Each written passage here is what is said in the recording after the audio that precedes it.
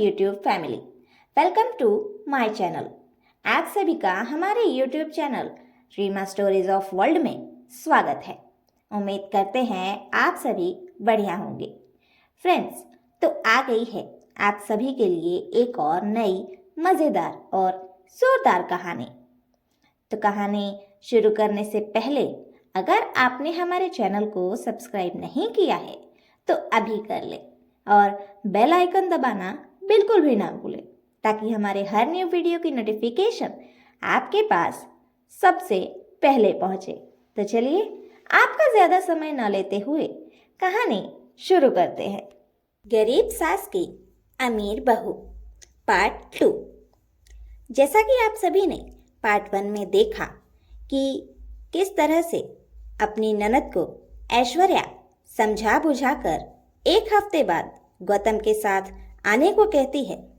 उसके बाद एक हफ्ते बीत चुके हैं। अब इस वक्त निधि अपने पति गौतम को लेकर अपने मायके आती है और उससे कहती है कि पता नहीं भाभी ने कुछ काम है कह के बुलाया है। उन दोनों के घर में आते ही घर की सारी लाइट्स ऑफ होती है। ये सब देखकर गौतम हैरान होकर निधि से पूछता है कि ये सब क्या है, तुम मुझे यहाँ टाइम पास के लिए लेकर आई हो। तभी वहाँ पर सारी लाइट्स ऑन हो जाती है और वहाँ पर लिखा होता है happy anniversary Nidhi and Gautam. दरअसल देखा जाए तो निधि और गौतम की शादी के 2 साल हो चुके थे। इस बात के सेलिब्रेशन के बहाने ही ऐश्वर्या गौतम का असली चेहरा सबके सामने लाना चाहती थी, पर वो कैसे होगा ये देखिए आगे। सभी लोग मिलकर गौतम और निधि को बधाइयाँ देते हैं। बहुत ही अच्छे से उन दोनों को ट्रीट करते हैं। हाँ, निधि के और गौतम के इन सब चक्कर के बारे में घर में सिर्फ और सिर्फ ऐश्वर्या और उसके पति को पता था, यानी कि निधि के भाई भाभी को।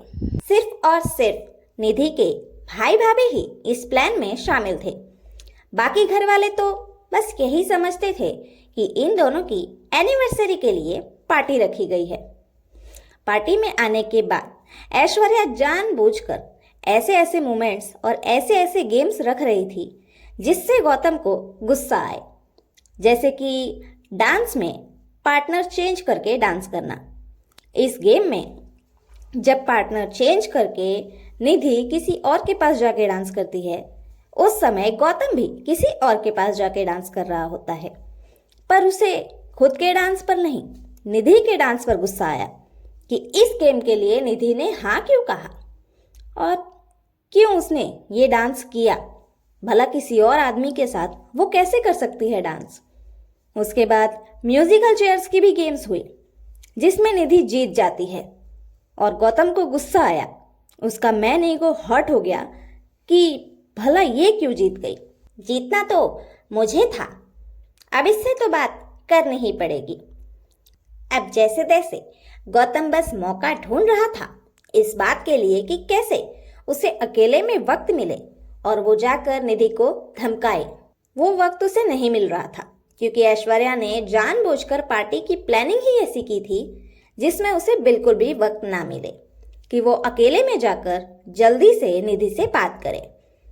पर कहते हैं ना, चोर की दाढ़ी में तिनका, वो कोई ना कोई गलती जरूर करेगा। गौतम को तो इस बात का अंदाजा भी नहीं था कि आज उसकी पोल बस खुलने ही वाली है। वो केक कटिंग करने के लिए सबको कहता है कि थोड़ा जल्दी करिए क्योंकि उसे जाना है, उसकी इम्पोर्टेंट मीटिंग भी है। तो ऐश्वर्या मानकर जल्दी से दोनों की केक कटिंग भी करवा देती है। केक कटिंग के बाद सब लोग जब डांस करने में बिजी हो जाते हैं, उस समय वो ऐश्वर्या के कमरे में निधि को लेकर जाता है। ऐश्वर्या के कमरे में जाने के बाद निधि का पति उसे डराने धमकाने लगता है। क्या जरूरत थी उस आदमी के साथ जाके डांस करने की? बहुत मजा आ रहा था तुम्हें पार्टी में, बहुत एंजॉय करके डांस कर रही थी तुम। बोला था ना तुम्हें अपनी भाई और भाभी से दूर रहना, उन लोगों से ज़्यादा चिपको मत। अब तुम चलो घर, फिर देखो। लेकिन इस बार निधि चुप नहीं रही। उसकी भाभी ने उसे समझा दिया था कि आखिर अब प्लान है क्या। जैसे ही वो कमरे में जाए और उसे कुछ बोले तो निधि को किस तरह से रिएक्ट करना है। जब गौतम उसे धमका कर जाने लगा तब निधि ने बोला, क्या करोगे? मेरे ऊपर हाथ उठाओगे? यही तो आता है तुम्हें। तुम्हारी माँ ने तुम्हें और कुछ सिखाया ही नहीं है। जैसे तुम्हारे पापा भी तुम्हारी माँ के ऊपर हाथ उठाते हैं क्या? वो भी सिर्फ इसलिए ताकि उनकी पत्नी अपने हिसाब से ना जिए। जब से मैं शादी करके तुम्हारे पास आई हूं तब से तुमने मुझे हमेशा अपने चपेटे में रखा। ऐसा लगा जैसे मैं कोई कठपुतली हूं और तुम मुझे बस नचाते रहो। हमेशा मारपीट मारपीट। क्या है ये सब? गौतम को गुस्सा आया और उसने बोल दिया कि तुम्हारी गूंगी जुबान में आज जबान कैसे खुल गई? पहले तो तुम कभी इतना नहीं बोलती थी, आज क्या हुआ है? लगता है तुम्हें मेरा थप्पड़ खाए हुए ज्यादा दिन हो गए हैं। अब बस इसी तरह से निधि उसे उकसाती रही ताकि वो उसके ऊपर हाथ उठाए। और ज्यादा उकसाने के बाद जैसे ही उसने उसके ऊपर हाथ उठाया वैसे ही वहां निधि का भाई मौजूद हो गया और उसने जल्दी से आकर अपने जीजा का हाथ पकड़ लिया। और वो ही नहीं, उसके साथ पूरा परिवार था।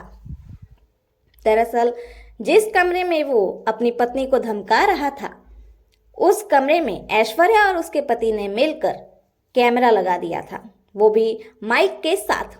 अब जो भी इन दोनों की बातें हुई है वो पूरे घर वालों ने एक साथ सुना है। पार्टी में आए हर शख्स ने सुना है। अब इस तरह से गौतम का असली चेहरा तो सबके सामने आ गया। अब गौतम माफी मांगने लगा और गिड़गिड़ाने लगा था। अपनी आंखों के इशारों के मदद से निधि को धमका भी रहा था कि सबके सामने उसे प्रोटेक्ट करे, पर इस बार निधि ने ऐसा कुछ नहीं किया और वो बहुत खुश है इस बात से कि उसने ऐसा कुछ नहीं किया। उसने धक्के मार के गौतम को घर से बाहर निकाला। ऐश्वर्या और उसके पति ने मिलकर निधि का उसके साथ तलाक करवाया। उसके बाद जो डांस क्लास शादी से पहले निधि चलाती थी वो उसने वापस से रीजॉइन किया, यानी कि रीओपन किया, और उसने फिर से अपना काम शुरू किया अपनी खुशी के लिए। यहाँ गरीब और अमीर का ये फर्क देखकर ऐश्वर्या को समझ में आ गया था कि सिर्फ पैसा ही सब कुछ नहीं होता, बल्कि सच्चा प्यार ही सब कुछ होता है।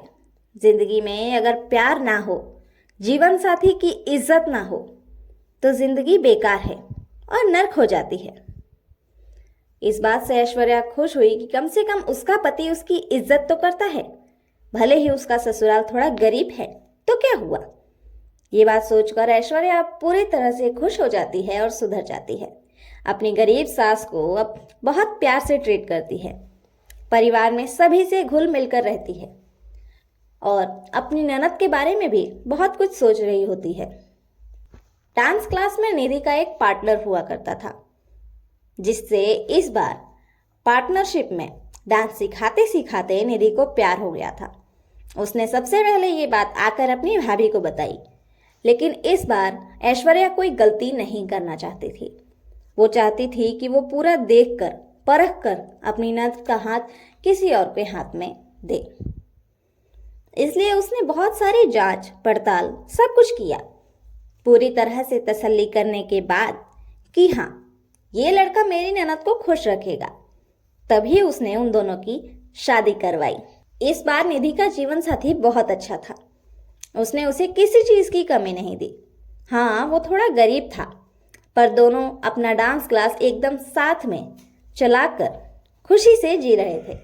दोनों को पैसों से ज्यादा प्यार पर फोकस था, इसलिए दोनों की जिंदगी बिल्कुल मजे से चल रही थी।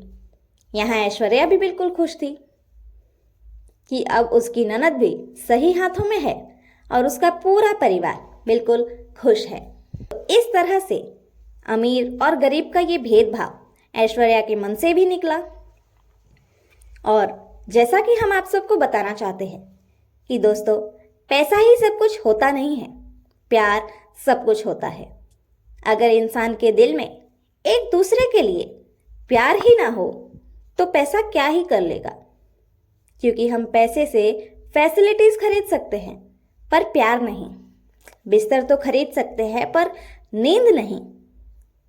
इसलिए हमें हमेशा अपने रिश्ते को बचाने की कोशिश करनी चाहिए, ना कि पैसे के पीछे भागने में अपने रिश्ते को पीछे छोड़ देना चाहिए। तो फ्रेंड्स, ये थी हमारी आज की कहानी। आप सभी को कहानी कैसी लगी ये कमेंट बॉक्स में ज़रूर बताइए, और कहानी अच्छी लगी हो तो ज़्यादा से ज़्यादा शेयर ज़रूर करें। Thank you.